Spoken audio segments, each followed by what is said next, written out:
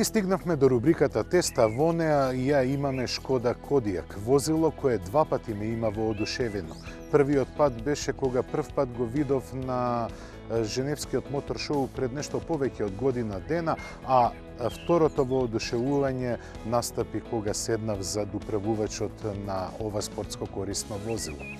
По вокација едно од најважните возила кои се искочени од таборот на Шкода, бидејќи Кодиак не представува само технолошка пресвртница во редовите на компанијата од Млада Болеслав, туку и дизајнерска. Со овој дизајн Шкода сака да продолжи со успешната гама модели кои ќе бидат наменети за глобалниот пазар. Но глобалниот пазар бара и глобални решенија кои впрочем се достапни на Шкода поради групацијата Volkswagen.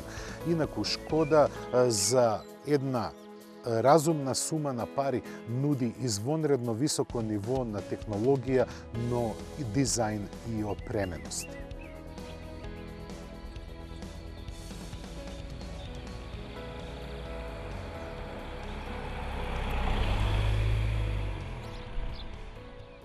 Кодиак е створен за да отвори нови пазари и ново поглавје во фабриката од Млада Болеслав. Затоа на ништо не е штедено.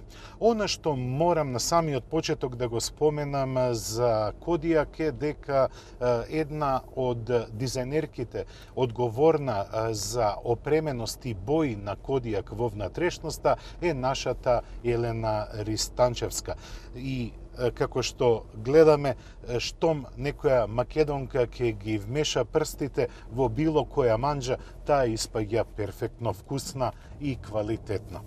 Седењето во Кодиак е извонредно. Возачот е поставен високо да седи и има извонреден преглед на патот. Тоа помага исто и при возење вон патот. Поради големите димензии, Кодиак делува извонредно робусно, но не е робусен кога треба да го возите. Тој се однесува како компактно возило. Конструиран директно да се спротистави на Hyundai Santa Fe, на Kia Sorento, но и на Nissan X-Trail, Шкода Кодиак е опремена со извонредна спецификација. Овој модел што го возиме може да му позавидат и многу поизвикани брендови, но и многу поскапи од него. За 40.000 евра на прв поглед може да кажете дека е тоа многу за една Шкода, но ако погледнете подлабоко во спецификацијата, ќе видите дека за парите навистина се добива многу. Пред се, однесувањето на севкупната техника која е вградена во овој Кодиак ви дава едно сосема поинако чувство, но и сосема поинаква перцепција за Шкода воопшто. Ова, иако гломазно возило, можете сосема комотно и без никакви проблеми да го возите во свиоци и малку подинамично. Затоа морам да го пофалам и моторот кој одлично кореспондира со 7-степената DSG менувачка кутија. Забрзувањата се линеарни.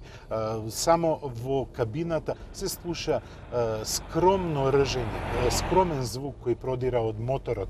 Тоа не е воопшто агресивно и кажува дека Кодиак пред се е скроен да биде комотен и удобен за користење. Кога збориме за комоцијата, неа ја има на претек. Имате простор на предните седишта онолку колку што сакате, не колку што ви треба. Потоа и на задната клупа просторот е исто така за чиста петка, а оваа изведба има и во гепекот уште еден ред седишта. Вкупно 7 патници може да се превезуваат со Кодиак. Но она што е важно, барем за семејните луѓе, е големината на гепекот. И тоа е навистина на високо ниво. 728 литра капацитет не се за подценување. Напротив, со овој капацитет на багажникот имате можност и да го употребувате Кодиак како помошно возило и за многу спортови. Ке се задржиме малку на интериерот на Шкода Кодиак. На самиот почеток реков дека од нашата гора лист работеше на опременоста и боите на интериерот на Кодиак и да повторам, и сосема заслужено, тоа е Елена Ристанчевска. Таа со својот тим се потруди да даде една персонална нота на Шкода. Самите знаеме дека Шкода е дел од групацијата Volkswagen и дека има врзани раце по прашање на некои круцијални решенија кои треба да се имплементираат или имаат желба да се имплементираат во самиот дизајн, но и технологијата. Сепак, и со сите оние корпоративни ограничувања и смерници, пред се би рекол смерници, успеано е да се даде една извонредно персонална нота на Шкода како бренд. Пред се, во внатрешноста се чувствуваат дека повеќето прекинувачи и опременост се делат со добавувачите на Volkswagen, но тоа е направено на едно многу шармантно ниво.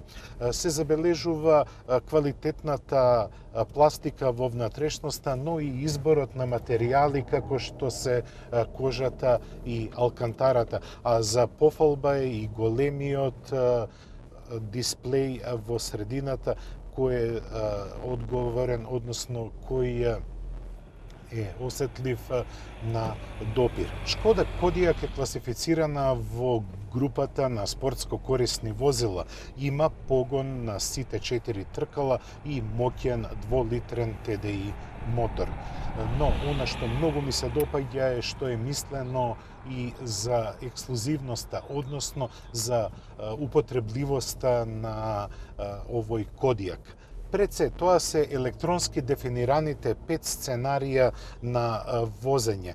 Имате можност да изберете еколошко возење, нормално, спортско, индивидуално, со кој можете да се поиграте со електрониката на самиот систем на подпирање, но и на безбедносните системи, и имате електронски сетап за возење по снег.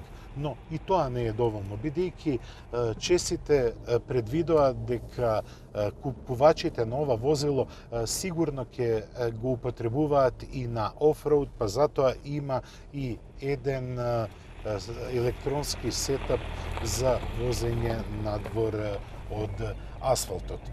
Да не набројувам многу. Шкода Кодиак, барем во оваа верзија која јас ја имав на тест, е извонредно возило. За 41.000 евра, колку што чини, јас мислам дека нуди многу.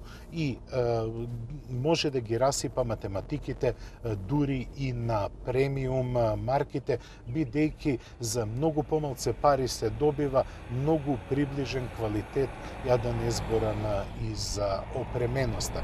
Затоа овој тест ќе го завршам со високо дигнат палец за Шкода Кодиак и со мирно срце можам да кажам дека овој автомобил можеби и нуди повеќе отколку што чини на пазарот.